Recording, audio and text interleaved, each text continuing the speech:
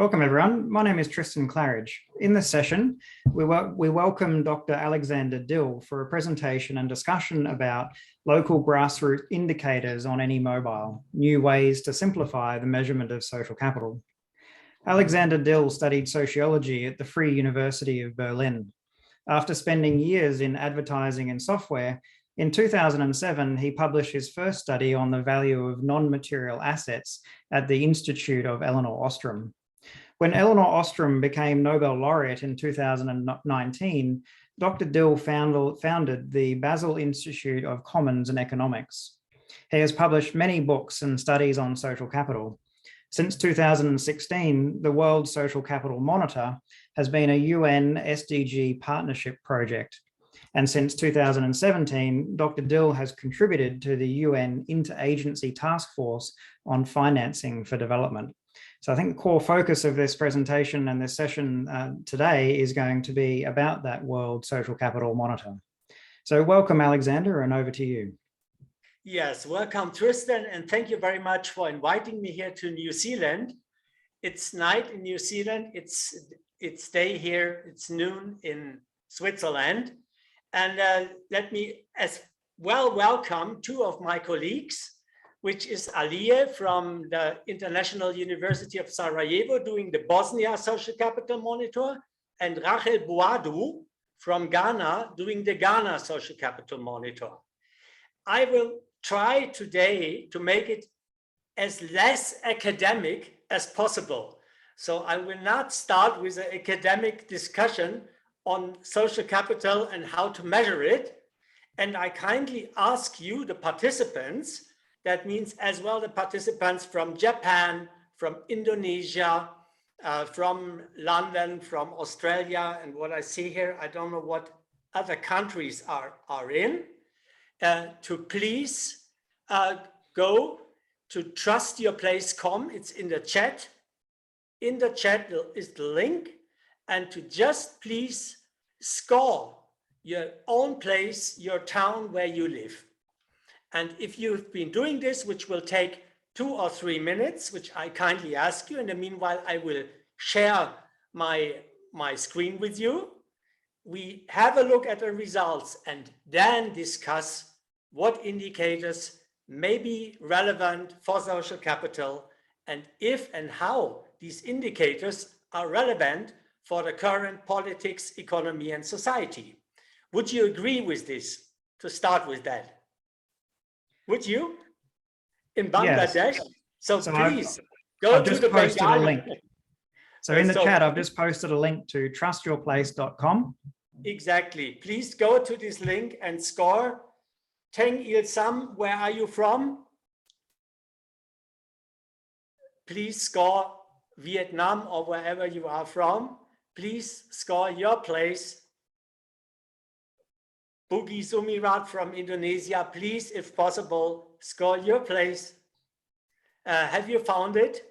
You can as well do this from Australia and New Zealand. Caroline, there's Rinmuka Ramrup and Fatih Uzumali. I can only speculate where are you from. Please go to trustyourplace.com. So I will share now the screen, and we go on the function search scores. And there is a first score from Bagar.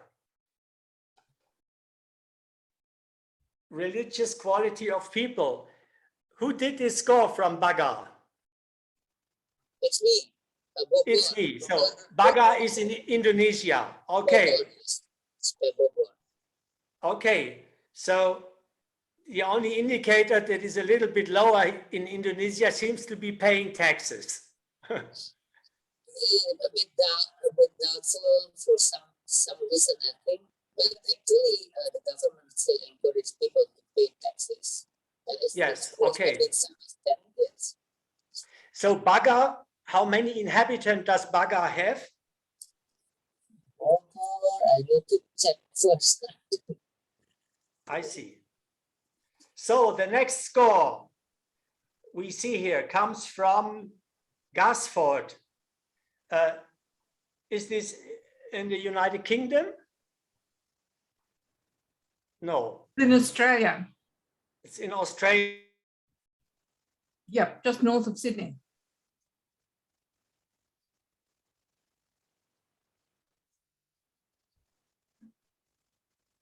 It's a bit difficult to see for me, and my camera stopped again. So paying taxes is also not the biggest thing in your town. As I can see, paying taxes 6 points. Mm-hmm. Just to give us small information for you, in Switzerland, Germany, Netherlands, and Austria, paying taxes is the major social good with the highest points in all of these countries. Now we have Gaborone. Great score from Gaborone. Who scored Gaborone, please? This is great. It is me, Gabriel. Yes, great. So Gaborone seems to have really good scores, as I can see. But hospitality has only 6 points in Gaborone. Can you explain that? Hospitality here, it depends because I mean, if you check the latest index of happiness, Botswana, Gaborone is in Botswana. Botswana is actually the lowest in terms of, you know, the idea of happiness, because hospitality here, it depends on how well you know people. I see. Yeah. Well, but in general, nevertheless, is an outstanding score if you compare it with Eastern Europe countries. Aliye, how do you see this score of Gaborone in Botswana?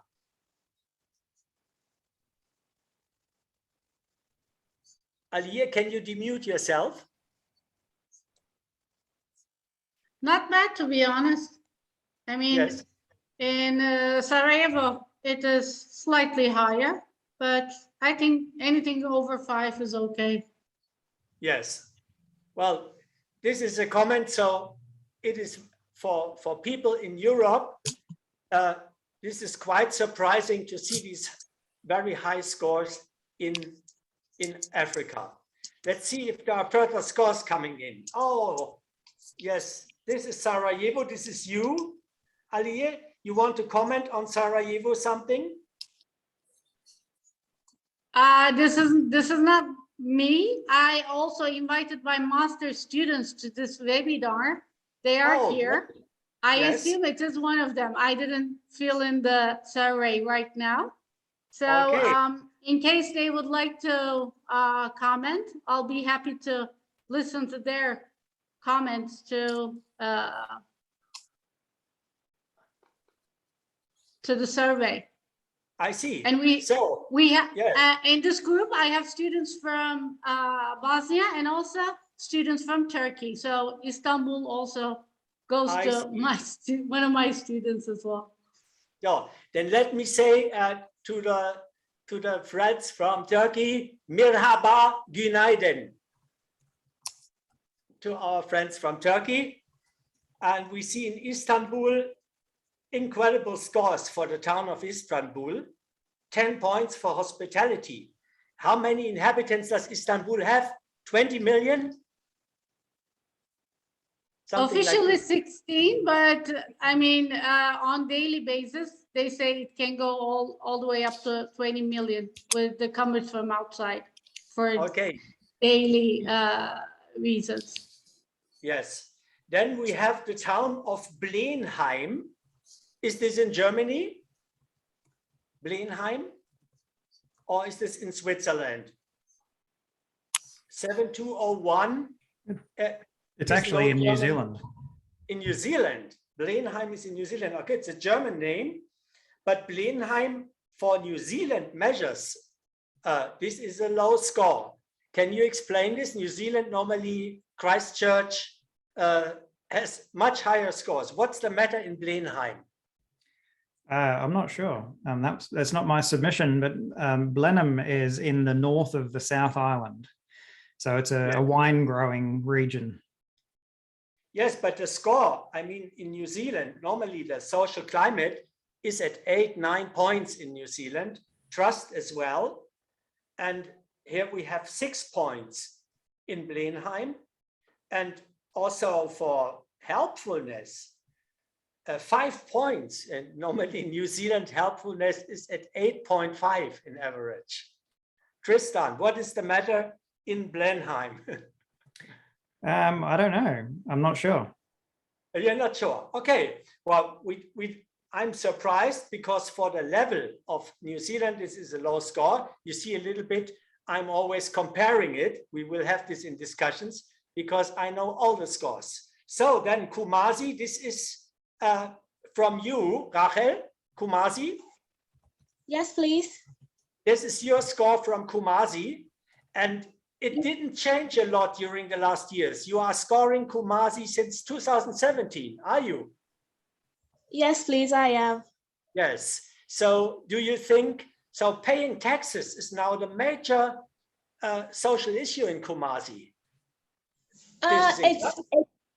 It's no longer it no longer is. It was. It was. Yes, we had issues with the majority of the citizens had issues with the government because they protested. I think last year, early this year, but the government said, you know what, I'm using the taxes to develop the country. The children are having free education from SHS, which is the senior high. So the government is taking care of the kids. And then so we need to tax the people. They are building the good roads, you know, so they are really doing well. So even though they protested, they passed the law in April that they are going to enforce the e-levy, which is going to begin in May. I see. So the hospitality has been better in Kumasi before, I think. Did it? Yes, please. Yeah, tell me, did it decrease the hospitality? Some way, somehow, because we are now experiencing foreigners, you know, from the surrounding African countries, but majority from Nigeria. And then unfortunately, some of the foreigners engage in illegal activities. So it's like now everybody is being vigilant because people will pose as if they are coming to help you or they have something to offer you, but then they can kidnap you. Like it's really getting bad here. So we are just being careful. I think that is the main reason why hospitality is down. But if you go to the villages, it's still high. It's still high there. Okay, now we have an incredible opportunity to see a score from the People's Republic of China, from Yunnan. Is this from you, Hu Meng? Is this your score? Yes, it's from me. Okay, Hu Meng, thank you very much for giving this score. You see outstanding 9 points for paying taxes. I just starting a cooperation with the town of Hong Kong and the town of Shenzhen for the social capital monitor. And this is a very typical Chinese score, but austerity measures, I mean, the Corona pandemic and other things, people don't like austerity measures in Yunnan, don't they? Yeah, I don't think so, right? Yes, it's only 6 points, while in Kumasi, it's 8 points, and even in Sarajevo, I don't know why, in Sarajevo, they are accepting, or in Istanbul, where they have a decline of the Turkish currency, they accept it. So then we have another score from Sarajevo, paying taxes only 4 points in Sarajevo. Well, the result is that there is no public wealth in Bosnia. The problem is, therefore, education, medical care, and all these things cannot be paid. Now we go to Dhaka, the capital of Bangladesh, and our panel in Bangladesh. So we see the social climate at 6. Did it worsen? I remembered it at 8 points in Dhaka. Can you tell us something? Colleague from from Dhaka. Well, local investment, this is very surprising.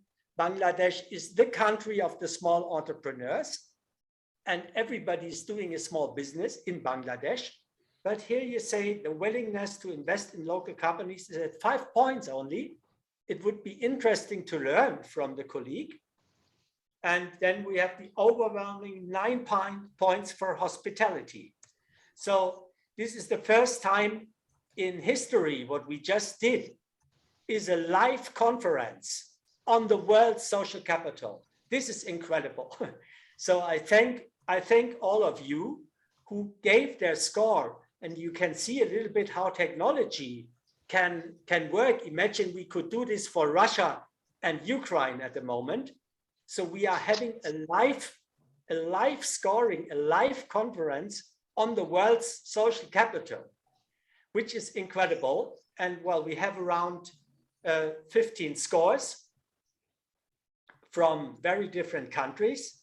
And now it's time to discuss on what use these indicators have, to discuss, to answer your questions. We've been doing our small test, and it shows how easy it can go, how easy it is if we together meet in Zoom, score our cities, and now have an impression how the neighbor, how we in all over the world are scoring our things. So now I'm stopping to share it and going back. And so maybe Tristan, if this is according to you, let's start with questions and discussions. Yeah, sure.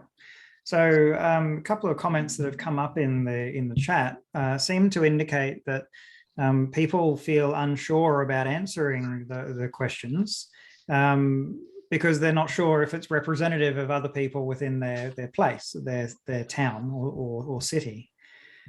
Should they be answering based on their own personal experience, or should they be answering based on how they think other people would answer the questions?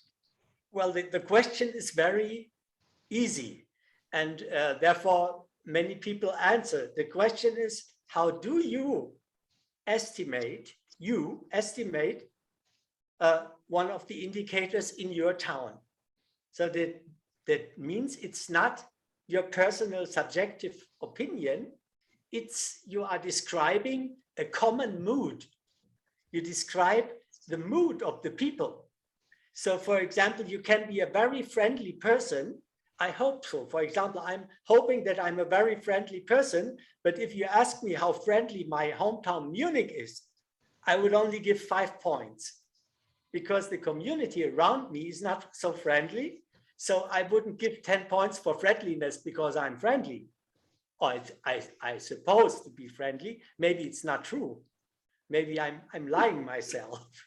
So no, it's always what you do. Your score describes the situation, and while we have hundreds, thousands of scores in our data bank, we can then make the median and make the average deviation and see if your score is representative. It's very easy. Your score is representative. For example, if the deviation is only 1.4 for one of your indicators, the deviation, then it's representative.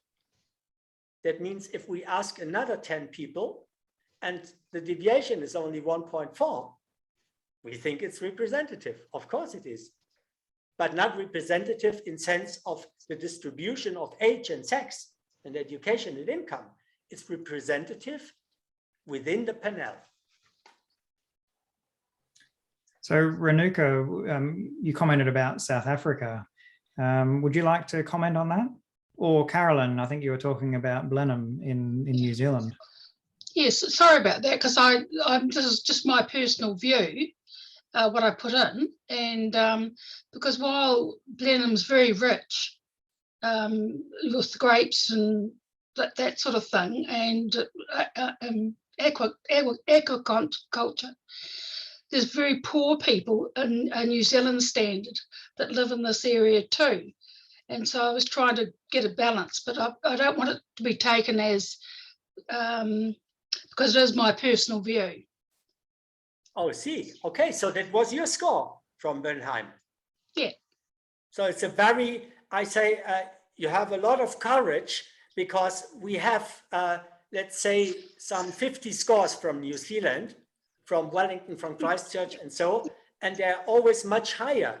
So I just congratulate you to giving this score, because this, what it makes finally to reflecting the local social capital means also to making, to allowing to show how it really is your local social capital.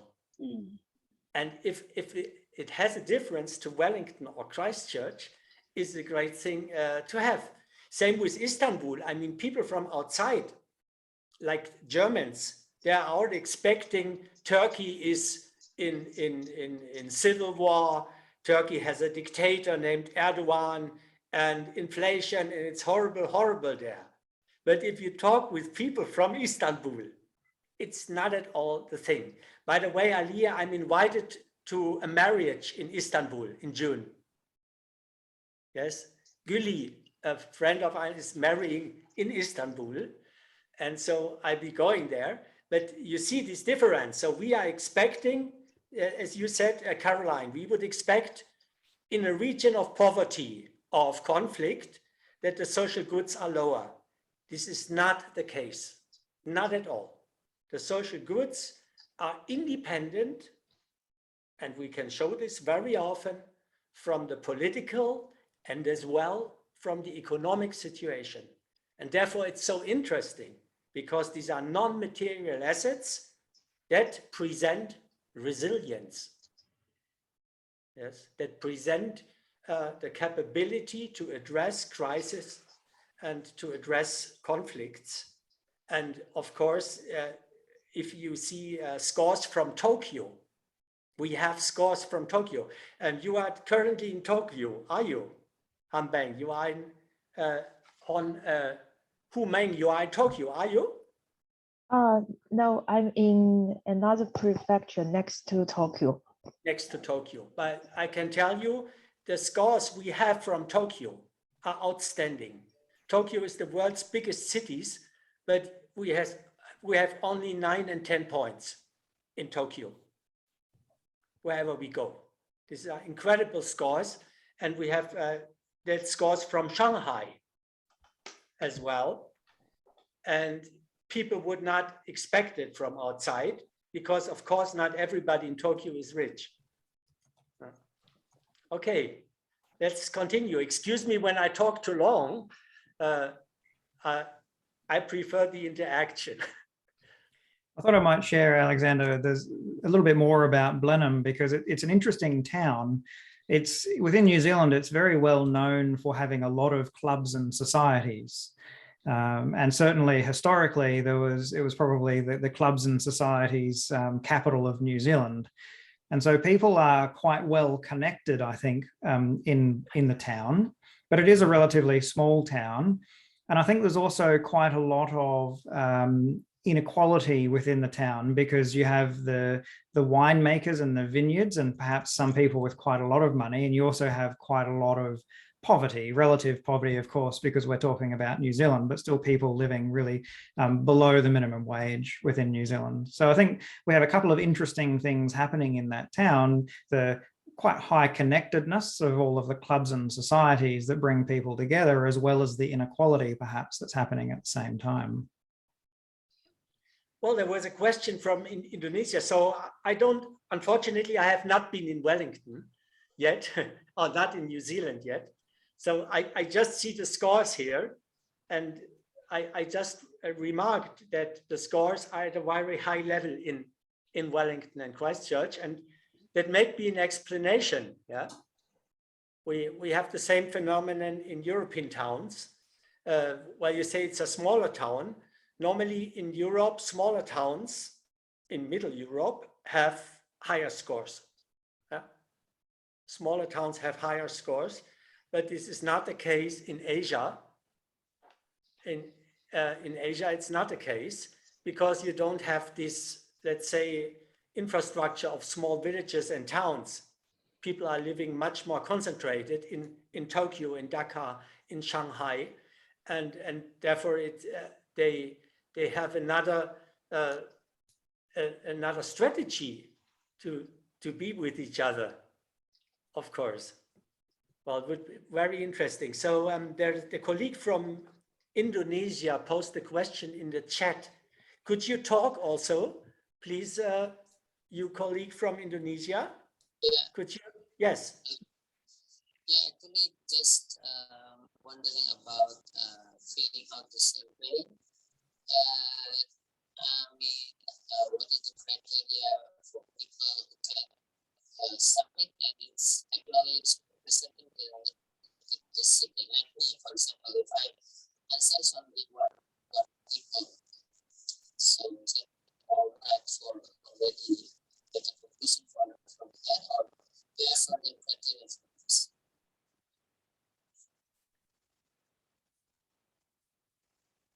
So just to answering for the criteria, there is no criteria. It's an open access survey. The World Social Capital Monitor is made by open access, and there is no criteria to selecting the respondents. And we count every single score, and therefore when we publish it, the link was in the preparation of the seminar, I posted the link for our recent results. We publish as well qualitative comments. That means single comments. Every single man has a voice in the World Social Capital Monitor. And we are not pretending it to be representative in a manner of quantity. It's representative if we have from your town, if we have 20 scores from 20 different people who do not know from each other in your town, and the deviation is 1.4, then it's valid. Yeah. But if you meet with 20 friends and say, oh, we will all score the same, but exactly we find this in our Excel. So if a group of people wants to score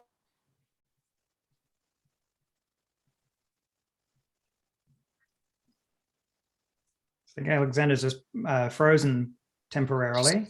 I've just posted a link to the 2021 results that Alexander made reference to in the chat. So anyone can have a look at that PDF and browse those results.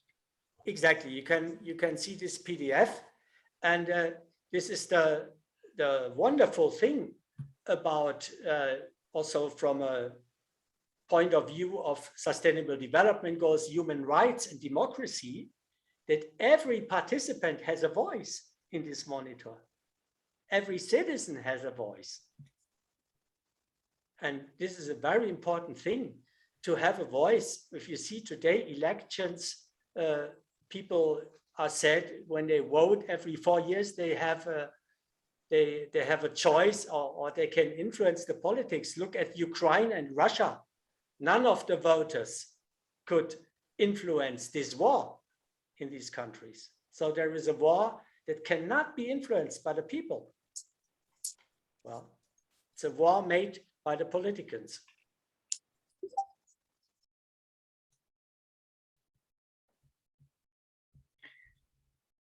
So feel free, if you have any questions, feel free to raise your hand or put something in the chat. I think this is an interesting discussion to explore these kinds of results and what they mean, and what we can do with these results as well. You know, what sort of difference this social capital monitor can have in helping to meet the sustainability goals that we have. Well, let's also make it a little bit more political. It's a question to you, kind audience. Do you think mistrust has a price? Do you think mistrust creates costs and damages? You agree? Would you agree? It does. So, and the costs and damages created by mistrust, for example, are costs for military and war, and costs for high interest rate, high capital costs. The more mistrust you have, the more expensive the capital is. So if you want to accelerate young entrepreneurs, local economy, you need peace. If you don't have peace, I mean, Ukraine is entirely destroyed now, and it will be destroyed for decades. You need peace, so you have to invest in peace. And of course, you have to have cheap capital to provide capital to small entrepreneurs, to agriculture, to infrastructure, and so on. So if mistrust has a price, if this is the case, trust, which is a center of social capital, is an important indicator, is a very important indicator. And our institute has been involved before the war.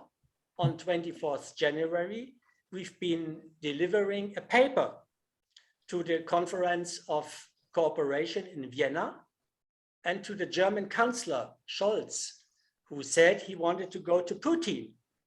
And we offered, we made a concept of 2 points to offer to Putin, to, let's say, to trust building measures, it's called in the diplomacy, trust building measures. So we've been offering 2 trust building measures to the Organization of Security and Cooperation in Vienna, and where all the countries are in. By the way, Russia is a member as well in the United States, and to the office of the German Chancellor, Olaf Scholz.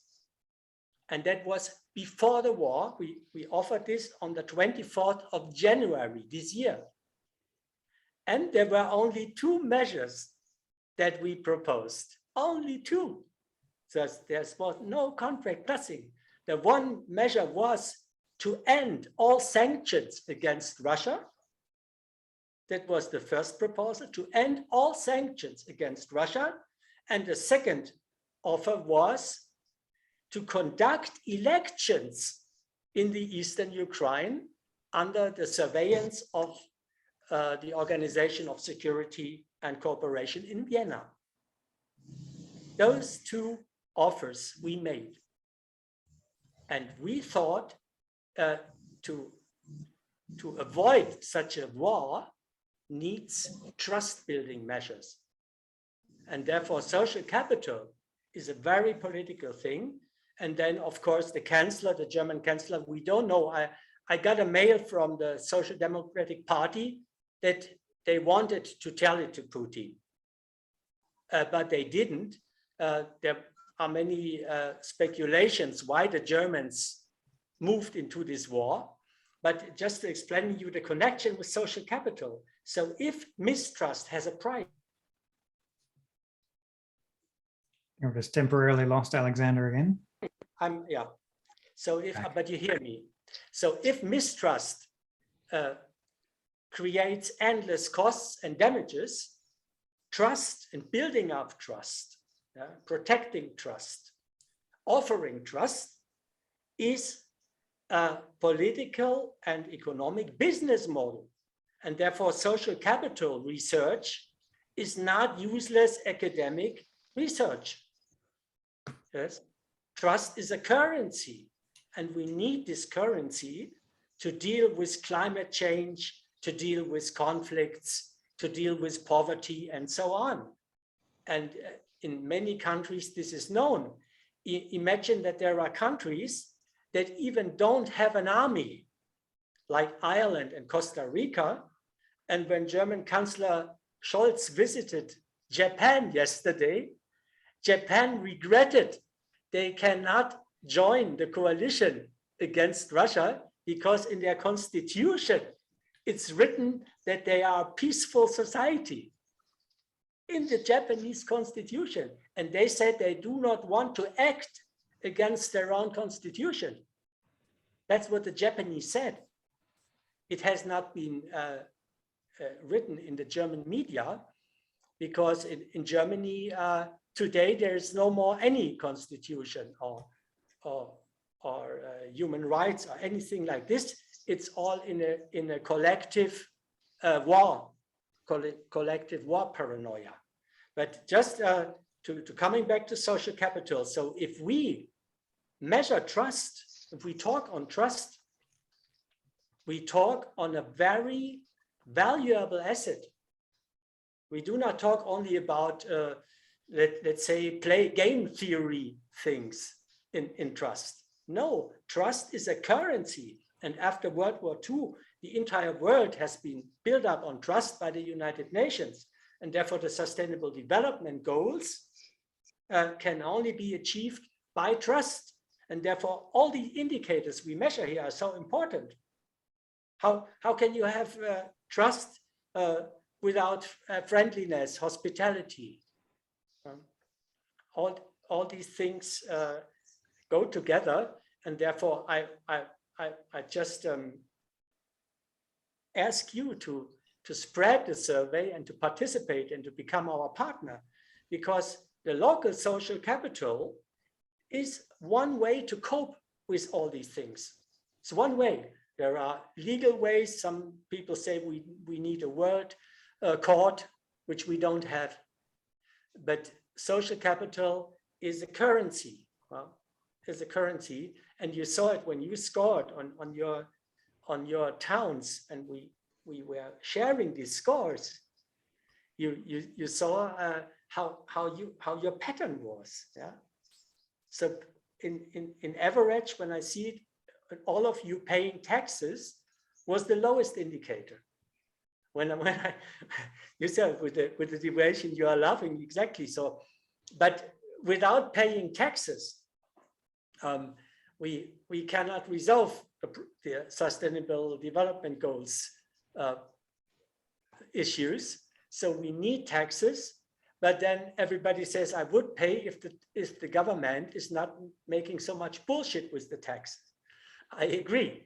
So currently, the German government is spending their taxpayers' money to buy weapons in Germany. But it's completely crazy. But to understanding, so the idea to measure social capital is the idea to activate non-material assets of all of us that we need. I think this is another definition of social capital as it has been given in the academic research, where we also have the aspect of voluntarism and of so-called bonding social capital. Bonding means one group standing together, well, against another group. And you can be sure that the bonding social capital in Ukraine and Russia is very high. So that means that in those two countries, people are staying together and help each other, even risking their life to fight each other. This is bonding social capital. And therefore, let's say I separated my research from the ones that has been done by Robert Putnam and by all these people praising voluntarism and associations and all these kind of bonding help with each other, because we think we need a bridging social capital.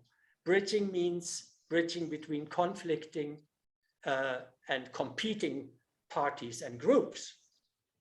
This is an entirely different thing. Bridging, bonding. And many people have been seeing in the past social capital first in the bonding aspect. How can so-called social networks help you to earn more money, to get a good job, to find a woman, and so on? So there was the idea that a social network in general is a positive thing, which is true, by the way, which is true. But the backside of bonding social capital is war.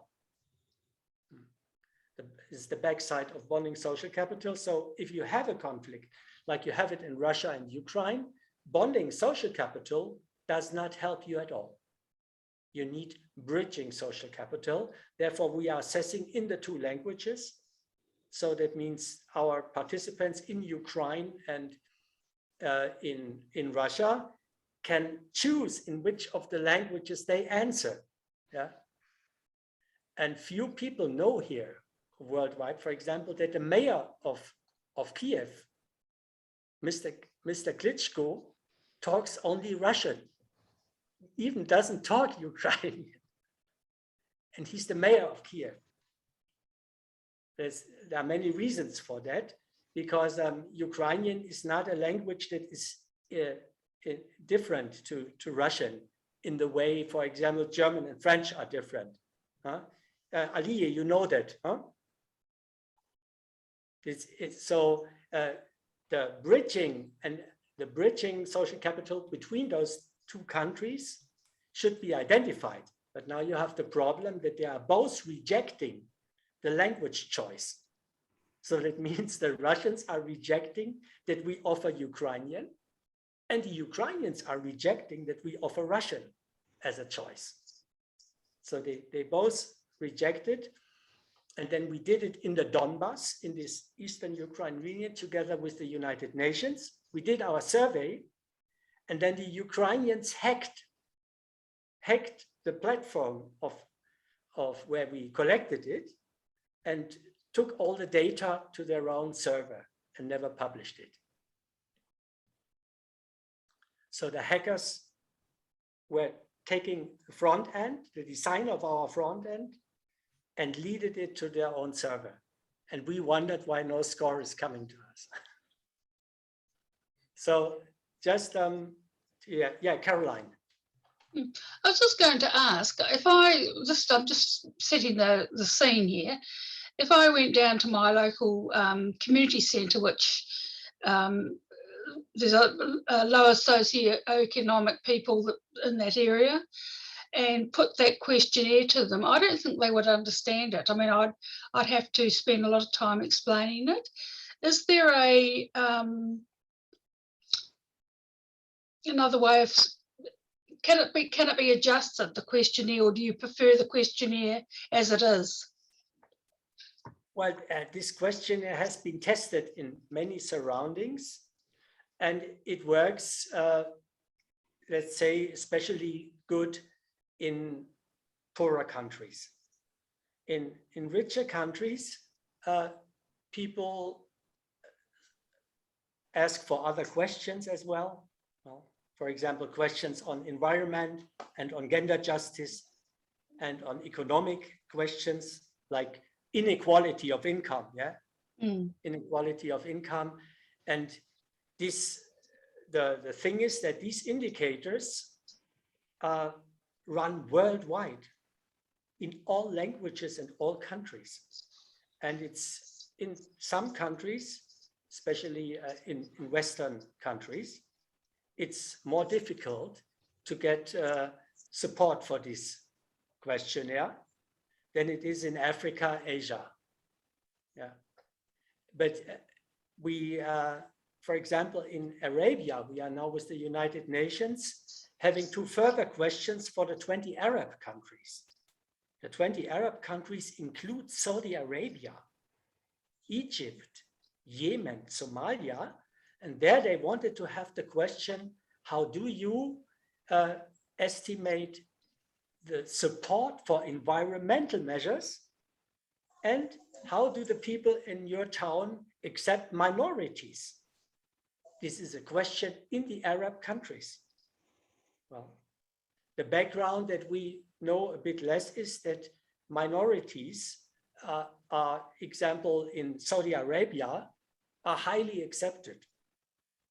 Well, people don't know this here in the West, but there is a special, also coming from Islam, maybe Boogie can confirm that. Boogie, can you confirm that? That there's a special acceptance of minorities in Islam?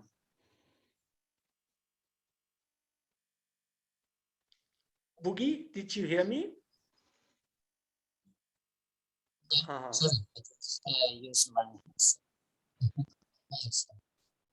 Your sound is too weak. unfortunately. Ali, can you confirm this, that there is a special acceptance for minorities, for example, in Islamic countries? There is coming from the Islamic principle of the place of non-Muslims in Muslim territory. There's a certain understanding of their place and tolerance towards them as well. Yes. So that means if you want to do a local survey in Bernheim is the name, or Bernheim? Blenheim. Blenheim. Yes. Excuse me. Blenheim.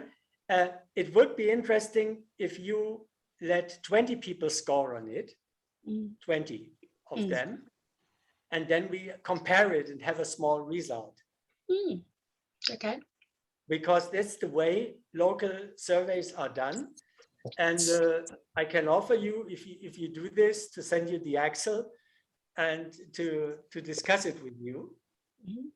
So it's you say Blenheim, how do you pronounce it? Blenheim. Blenheim, this is German. Blenheim, it's a German name. You pronounce it Blenheim. Yeah, Blenheim, yeah. Yes, and for bigger towns, maybe if you are interested in having more questions, we can add further questions to it. Okay. I think picking up on what Carolyn was saying, I think English is such a varied language in different countries around the world that if we think of a single word like austerity, I think in New Zealand, a lot of people won't understand what that word means. I think particularly younger generations. And so I think the question is it possible, rather than just having languages and English being one version in English, would it actually be appropriate to have different versions for different countries? Because there tends to be so much variation and difference between different countries. Absolutely. This is also necessary. So if we had a partner in a country who will support this, we can do this, of course. Yeah. For example, in Croatia, the University of Zagreb wanted to make the survey with the social demographic data. So we programmed that in a way that you have your age, sex, education, and religion. It was also a question of somebody here mentioning the religion. And of course, this is possible to create different language versions for different countries. Yes. Yeah. Gabriel has had his hand up for quite some time. Did you have a question or a comment, Gabriel? I have a question, please. This is Gabriel from Gaborone in Botswana. I want to bring in another concept relating to trust that you have been talking about. That is the concept of confidence. Because when we talk about trust, we are talking about, trust is in the sense that I trust my political parties, the political system, the institutions, and so on. But it is another way to say that I am confident that the institutions will deliver in terms of the mandate that has been given to those. So I just want your comments relating to the use of these two concepts in the context of social capital that we have been talking about.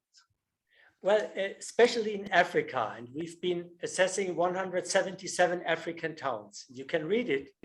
I always hear, and you can read it in the comments from all African countries, that in Africa, people do not have confidence in their government. This is indeed, so confidence, trust go together. They don't have the confidence, but then it remains with the idea that there is a government where you can have confidence in, and then it will better, yes? But I can tell you from a perspective from Europe, from Germany, for example, we don't have any more confidence in our governments in Europe. And we have elections, we have human rights, we have even courts where you can go to. But we don't have any confidence after the Corona pandemic. We lost all confidence in our governments. So when we talk on local social goods, We're not talking on the confidence in the government or trust in governmental institutions, but trust between the people, among the people, confidence among the people. So the idea is we cannot have it in the government, even not with democracy. Yeah, the politicians normally are lying and stealing, and they do so in Germany. I have to say this. The politicians are lying and stealing, maybe not in New Zealand, but in Germany. And so therefore, trust and confidence go together at a local level. And they help us to create a mood where we can help each other to invest, where we can be friendly with each other, where we can invite each other for a tea, or in our culture for a beer, or for a bottle of wine, or whatever you want. But this is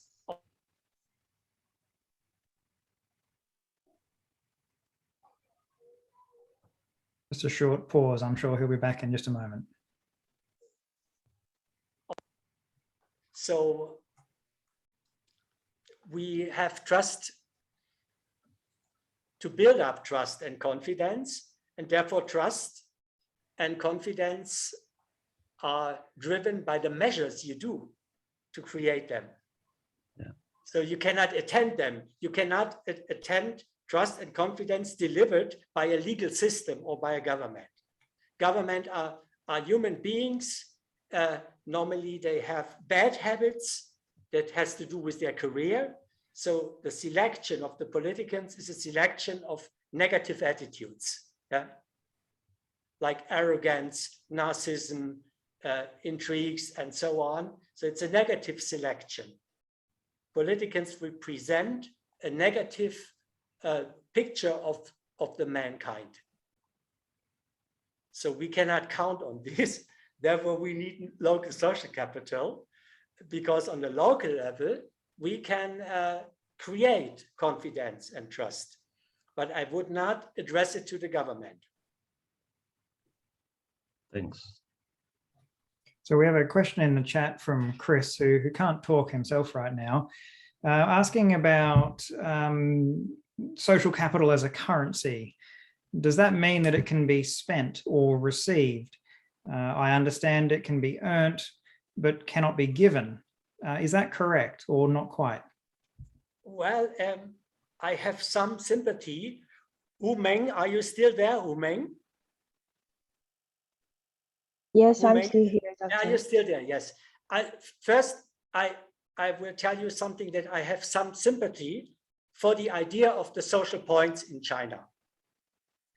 This is beside different values we have for the individual freedom in Europe, but the idea to have an assessment or a measurement of the level of social goods is a very good idea, because as I said before, they have an impact on the transaction costs. For example, the transaction costs for mistrust.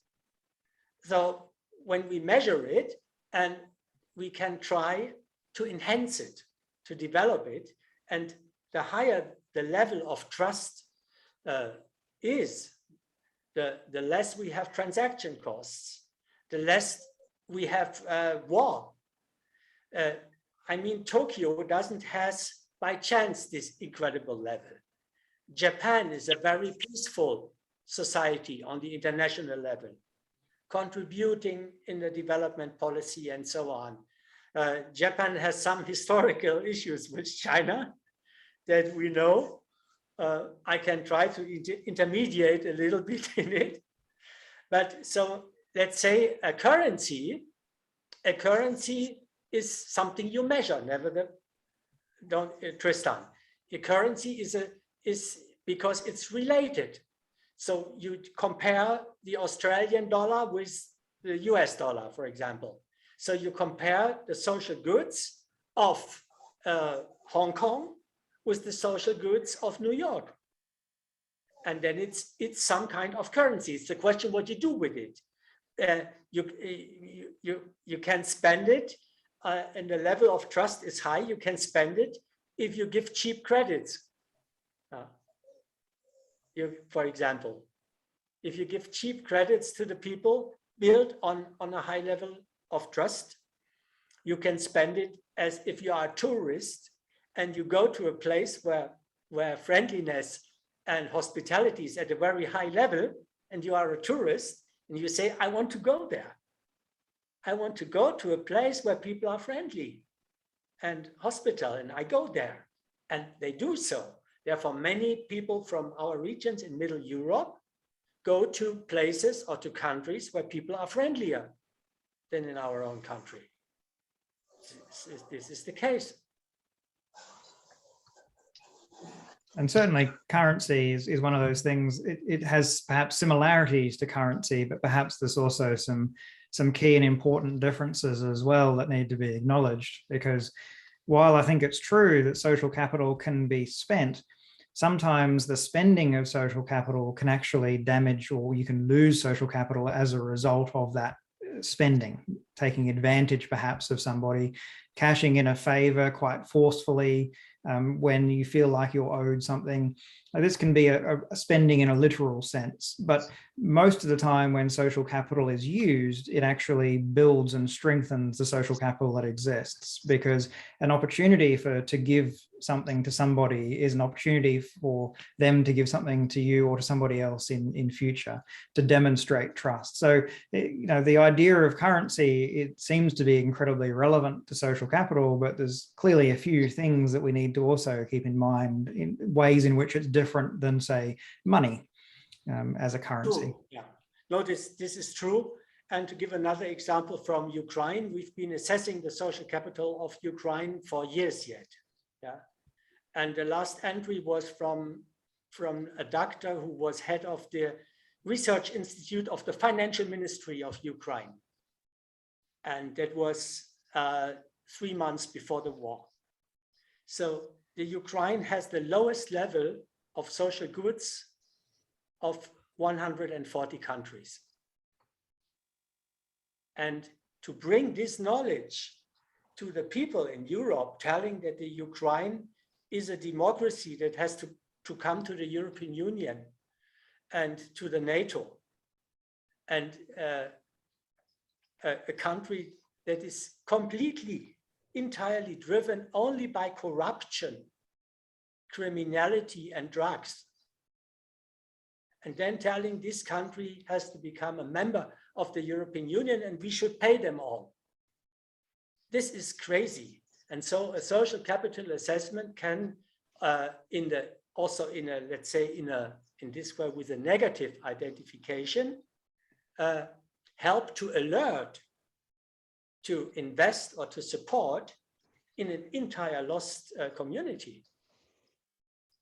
So I think it's not only positive. You're right. It's not only positive. You can social capital can decline. It's true. It can decline. It can decrease. But if this happens and we measure it, it helps us to address it. Nobody knew it. The people believed those stories from Ukraine. And even today, people don't believe that the Ukraine is a bankrupt, entirely lost society. And they think we have to fight for it in Europe. We have to fight for this country and sacrifice our own gas supply for this country. So from social capital research, of course, we want to see a decrease as well of social capital. Imagine in the United States, when you compare Detroit with, for example, Detroit with Boston, or with Austin, Texas. We have this, and it's very important to allow these timelines. Tristan. Yeah, we have Aminal, you have your hand up. Would you like to question or comment? Yes, thank you, Alexander. Your nice presentation. I enjoyed very much. Would you explain the characteristics of social climate? Well, first, it's in every language, it's very difficult to translate social climate. I don't know how you translate it in Turkish or Bosnian, if it exists. Very difficult to translate. So it's sort of a social mood. It's sort of a mood, but the interesting thing is, you won't believe it, but the deviation for the indicator social climate is at the same low level than the one for friendliness. So you would attend people interpreting social climate very different, what they don't, and therefore the average deviation is 1.4 for this indicator. That only says that people are interpreting things with it, associating things with it. We don't know what. We don't know what, but it's the same with trust. I mean, in the United Kingdom, they have a small social, in the national statistics, they have a question on trust. And this question is divided in 8 questions. How do you trust in the government, in the church, in the media, in the companies, in the neighbor, and so on. And then you split trust and in the family. And at the end, it comes out that everybody is trusting in his family, but not in the government and not in the media. That doesn't help us in social capital. So I think social climate is understood, but we don't know why. This Joseph Stiglitz therefore called social capital is a tacit knowledge. That's what Stiglitz said, a tacit knowledge. It's a good expression, huh? So we are just on the surface, huh? We don't know what somebody means with the social climate. This can be very different things. Huh? Thank you very much. Have you any idea about measuring happiness, like in Bhutan? They measure happiness index. Yeah, well, there is also a happiness index by aggregated data from the Gallup World Poll that is published. And I can tell you, and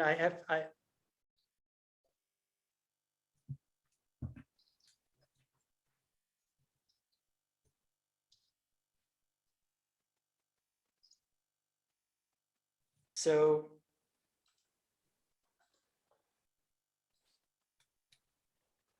I'm here again. So let me tell it with a small story from Cambodia. I visited Cambodia and was at the Buddhist Panasastra University. And so one of the monks who was head of the theological faculty asked me if I come from Bavaria. So I'm from Bavaria in Germany. I'm a Bavarian. We must be the most happy people, he said to me. Well, we are very, very rich. We have wonderful nature and peace and so on. It's just all true. And I said to him something. No, we are not happy in Bavaria. We are very unhappy, by the way, like in Switzerland. It's the same in Switzerland and in Austria. And why that? Well, we have the right to be unhappy in our culture. And we are taking this right. In Austria, Switzerland, and Germany, we have a right to be unhappy. And we take this right. And we are unhappy. We are really unhappy. So measuring happiness, intercultural, is, I think, a very dangerous thing, because happiness, for example, in Cambodia, has an entire different significance. In many cultures, you have to show that you are happy. By the way, in the United States or in the Netherlands as well, but not in Bavaria or in Ireland in Ireland, nobody has to be happy. And you would also not find an Irishman telling that the Irish are very happy. But they have the right, they have the same like we have the right to be unhappy. And I don't think that happiness is a good way to, the good thing, because happiness is very individual and cultural rooted. So I'm no supporter of a happiness index, and also not of unhappiness. It's like another short freeze. I'm sure he'll be back shortly. Yeah, did you want to? No? Are you back, Alexander? Yes. So, but it's a funny thing. There are some Asian countries that also allow unhappiness. And one of those is China. In China, it's allowed to be unhappy. Can I ask a question? Of course, Aliye. What do you mean when you say the right to be unhappy or happy? Can you please explain it? I can understand the luxury to be happy, unhappy, but exactly. What do you mean by the right? Thank you. Well, it's, I mean, we have this incredible personal freedom here in this region. And this freedom means also the freedom to be pessimistic and negative and desperate, and to express it. So it's not socially, you don't have a social problem when you say that you are really unhappy. You are not getting trouble with other people. You can express this unhappiness. And in the companies here in Munich, all day long, people only talk about their unhappiness and what they don't like. It's in their job. They're talking 10 hours per day on their unhappiness. That's their way to live. And they live in a very prosperous, they have very good family relations, everything. But let's say it's part of the culture. Huh? It's part of the culture to talk like the Italian says, brutto, brutto. Italians always unhappy. I'm often in Italy. Italians always are unhappy, and they talk on it, and they have a word for it. They say brutto, brutto, brutto. Everything is brutto in Italy. And this is quite different in many cultures. Therefore, the Bhutan happiness is a special thing for Bhutan, and it's a great thing. It's acceptable. It's discussed everywhere, but we cannot project it, by the way, to Bosnia, or to Bavaria, or to Ireland, or to Italy, no? And also not to China. Well, in Chinese poetry and in Chinese philosophy, like in Japanese poetry, we have an enormous pessimism in the literature, enormous pessimism, and we don't have this in other cultures.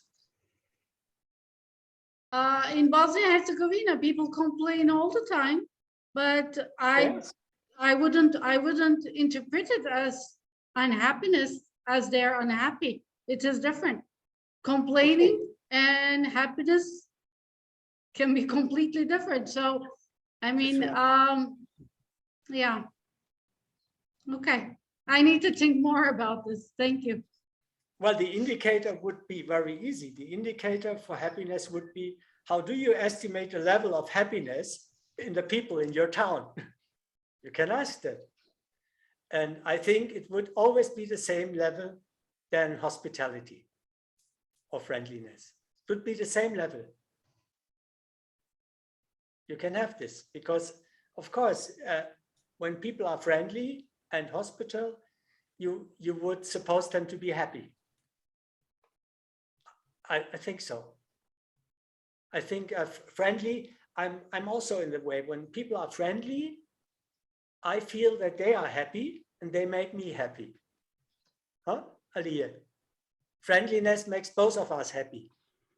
Yes, but when the minimum wage is too low and you cannot live on it, I mean, people immediately start thinking about that when you ask them whether they're happy or not. I think they answer these questions more based on financial means.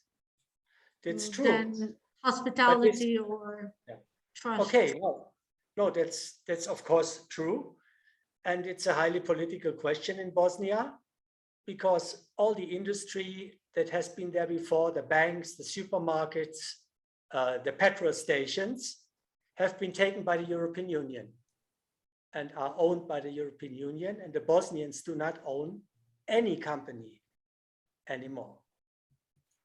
And of course, they went there, the Austrian and Germany and French companies, because the wages are so low.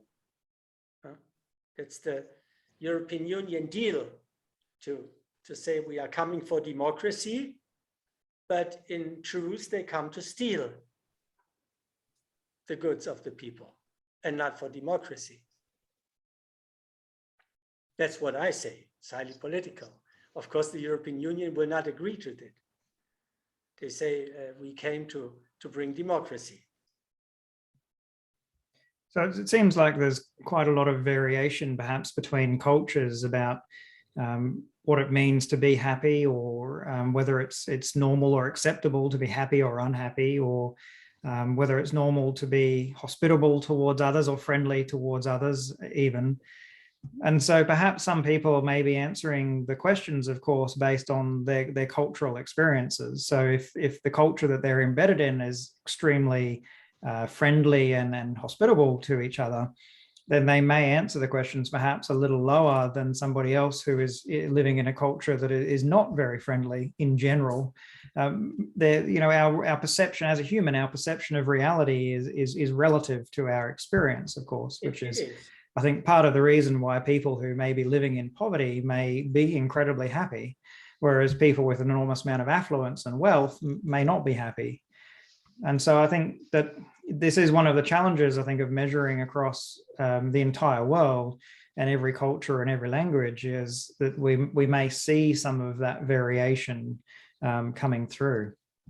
Yes, well, exactly. And so finally, it's all about seeing these differences. So we allow a local score and not only a national score. So this is a very good thing. If you can score this locally, you can compare small entities, villages, districts of towns. And you're right, it's all, it differs not by nationality or religion, it differs by town. Yeah, from town to town, the mood, the social mood is different. And what we like to do is to describe it, to assess it, to discuss it in order to understand how we can better it.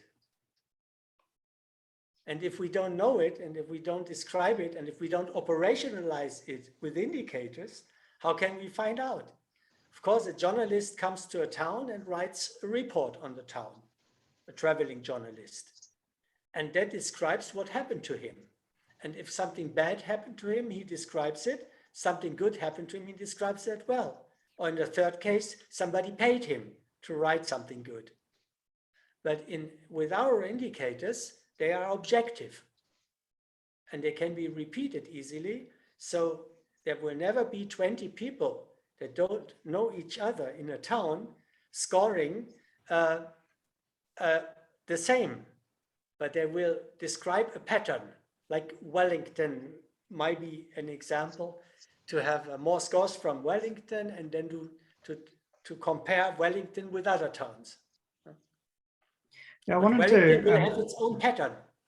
Wanted to get your thoughts on an idea that I've found quite common in my work, but I haven't seen any research that supports this yet. It may be out there, but I haven't seen it, which is that when in a particular location or in a particular organization, if the social climate is low or poor, there's not much social capital, then asking people to reflect on the trust and the friendliness and the hospitality and those sorts of things may actually reinforce those views that it isn't very good, and may actually reduce almost the amount of social capital in the area as a result of individuals' experience may actually lower as a result of reflecting on it. And so I wonder if perhaps in Blenheim, people answering these questions might reflect and go, well, you know what? Blenheim isn't a very friendly place to be. It isn't very hospitable. And maybe that actually would reduce social capital in that area. Just interested in your thoughts on that. That would need a timeline, of course, then, ante, and we have to have minimum 2 surveys then, one before, then publishing it, and then repeating it. Huh? Of course, we could assess this in a timeline. It would be interesting to assess it in a timeline, but we did very big panels in the Western Balkans, by the way, in Serbia, for example, over the years, to see if single indicators increase or decrease. Yeah, and therefore we need a timeline, and of course that would be an interesting study, indeed, to say, okay, we have let's say a lower score of a town, and we are publishing it, giving it to the people, yeah, to the town council, to the local media, and then see what happens, and then repeating it 2 months later. It's a good idea, I think. It's a good idea. They would say the impact of results of the social capital monitor on the social capital. Right. Which is in natural science normal. In quantum theory, this is normal. It could be quite difficult to attribute causality to the conducting the survey, of course. But I do certainly know from my work, particularly with organizations, if I see quite positive social capital, then I'm really keen to measure it, because measuring it tends to reinforce those same values and beliefs and actually makes it stronger. So I'm really happy to measure it when I can see already that it's likely to be quite strong. But if I see some negative cultures and negative views and distrust within the organization, I'm always very reluctant to go ahead and measure in that kind of way, because I'm always worried that it's going to reinforce those same sorts of views and beliefs. I think it's an interesting question in general. I'm not aware of any research that supports that. No, that's it. I don't think that any research for that exists, because in research, our methodology and this monitor is not recognized. There's one article in Nature that appeared in February where it has been featured for the first time as the most global project in the implementation of the Sustainable Development Goals. But the methodology we use, like open access, is not a methodology that is let's say, supported in research,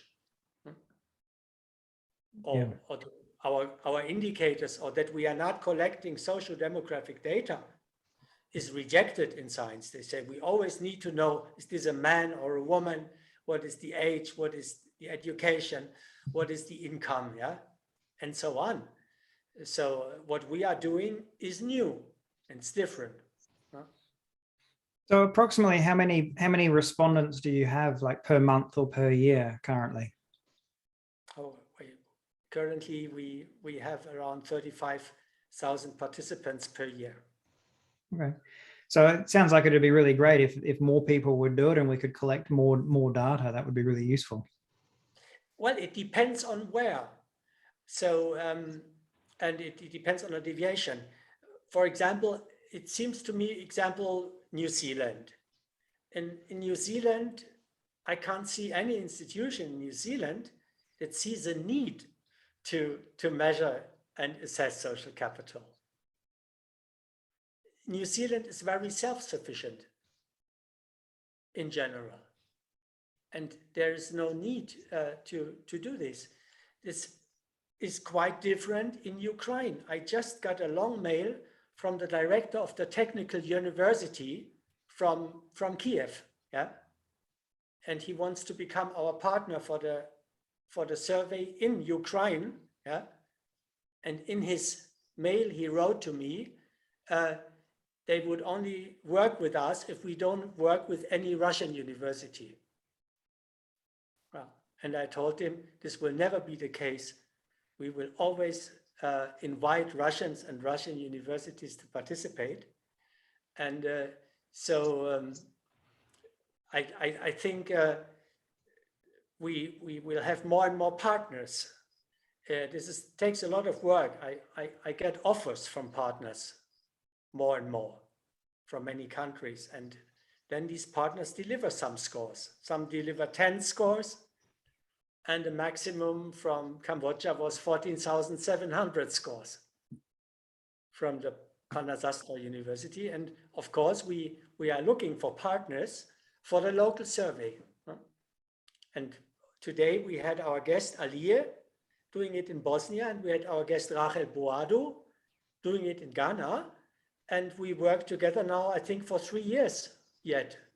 Alir, we are doing it 3 years yet, the timeline, and it grows and grows. So are you actively looking for partners? So if anyone in the audience is interested to get in touch? Of course, but we are looking for, of course, we are looking for partners, but the experience we have that in our Western countries, the interest in these indicators is very low. Yeah. As well in the United States, in Finland, in Scandinavia, in France, and so.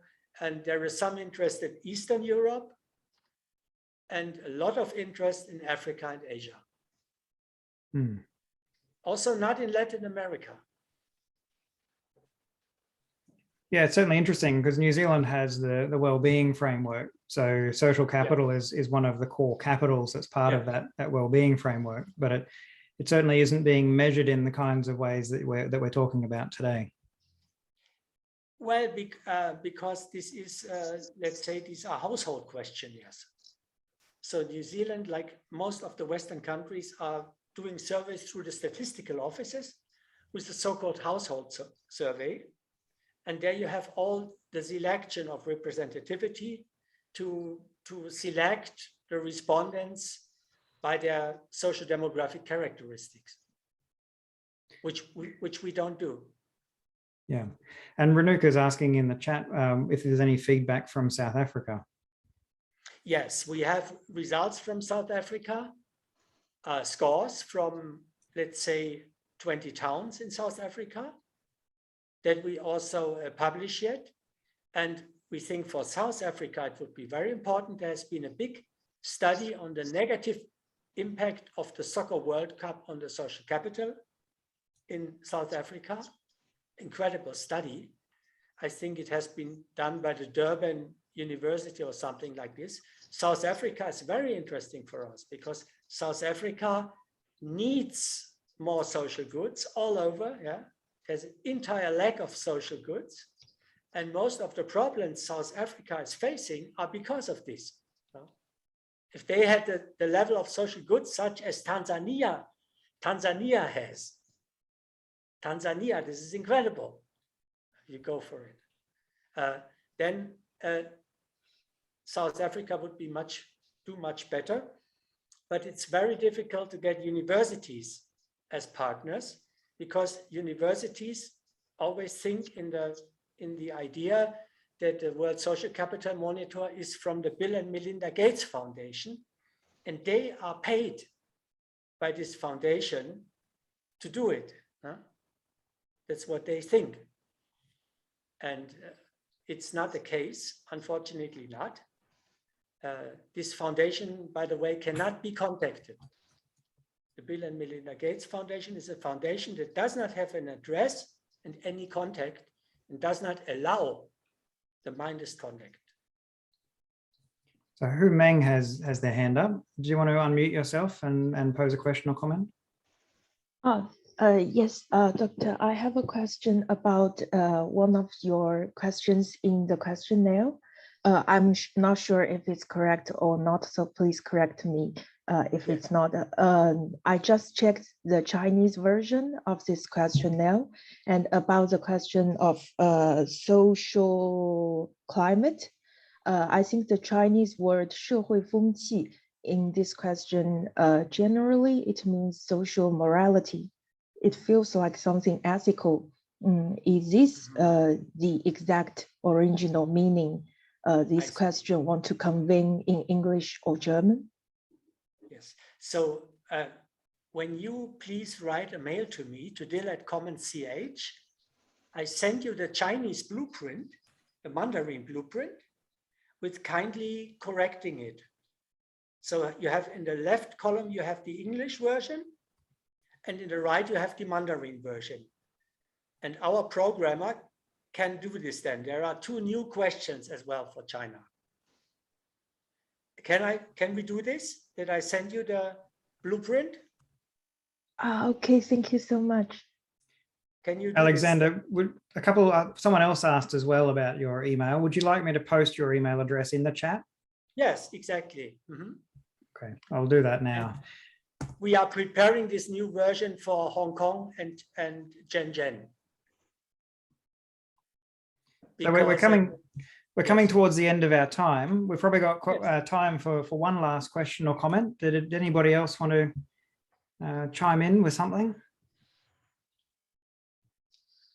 If I did the survey and then did it again 2 months onwards, would it have to be the same people?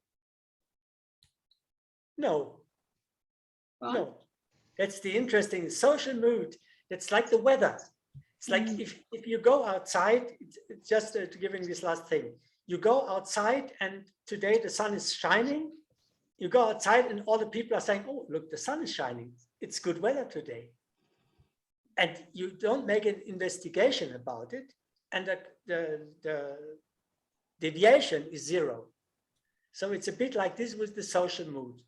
So if there is a social mood at your place, the social mood is always described objectively by any participant, if it is 1 week or 1 month, and in the timeline, we can see it. In the timeline, therefore, we create timelines. And the idea of Tristan to create a timeline in an experiment where we publish the results or discuss them and then repeating it, it's a very good idea. I think this is innovative research. And of course, we would do this if we have the opportunity to do it. But it's a social mood, and nobody is lying about the social goods. Nobody. Nobody is going outside and say, oh, people are so friendly when they are not friendly. Nobody's doing this, because there is no advantage when you lie on the social climate and on these indicators. There is no advantage for you to lie. And sometimes some public relations agents from some cities give scores 8 times 10 points. I got these scores and then I answer them, look, that doesn't exist in your town. We have the pattern of your town. You are telling us bullshit. Your town has this pattern. And we have the pattern of many towns and countries. So the more patterns we have, the less it is possible to create, let's say, any manipulated scores. All right, we're pretty short on time. Was there any final thoughts before we finish up? Was there anything final you wanted to add, Alexander? No, first, I thank you very much. And I think it was a great thing that in the beginning, we had the opportunity to do a live social capital assessment. So that would be a great idea also for maybe Tristan, for you and me, to do this more often, a live social capital assessment. Maybe this is only 15 minutes then, or 30, but just to exchange, yeah? I mean, we had scores from China here, from Yan'an, we had from Indonesia, we had from Botswana, from Ghana, we had from Bosnia, we had from Istanbul, incredible. from Australia, from New Zealand.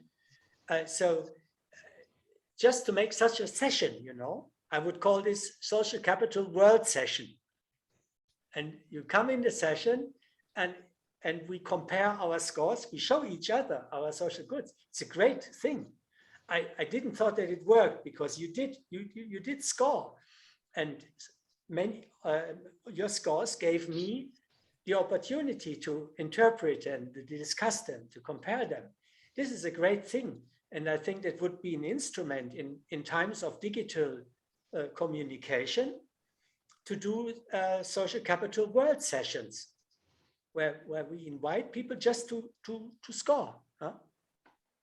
It must not be 90 minutes or must not be that long, but it's a way to see how the others score. I mean, even in these 15 scores we had here, we saw a great, let's say, a great variety. Here, Plymouth. There is Plymouth. Is this Plymouth in the United Kingdom? Here, Plymouth, or yes, it's in the United Kingdom. Somebody has just called Plymouth, which is a harbor town in, I think, in Cornwall. Is it? Is the one here who did it? No. So, but that's a wonderful thing to see these scores. And a last thing I want to tell you, you can enter a town in the search scores and Trust Your Place, but you must write the name of the town in the original language. So if you're looking for an Arab city, you have to enter in Arab. Well, but then you can find results for this city yet. And we have results for many cities, and we hope that by the end of 2022, we will have more than 2,000 cities under assessment. Well, thanks very much, Alexander. I think it's really interesting, and I think your ideas are worthwhile exploring a bit further as well. So we'll wrap up this session. Next week, our webinar is going to be by Dr. Batia Ben Hador. If you're not familiar with her work, she's got some excellent publications. She mostly works in social capital in organizations. And I think it'll be a fascinating presentation. So the details are on the Facebook page and also on the website as well if you want to register for that event. So let's wrap up now. Thanks again, Alexander, and thanks everyone for taking part. We'll hope to see you next time. Thank you, Tristan. This is the best organized Zoom conference that I had up to now. Thank you. Very good moderation, and it's rare. Unfortunately, in the United Nations, we miss all the Zoom sessions. They are all a disaster, composed by 15 minutes presentations with PDF and so on. That was interactive. So great thing. Thank you. Thank you.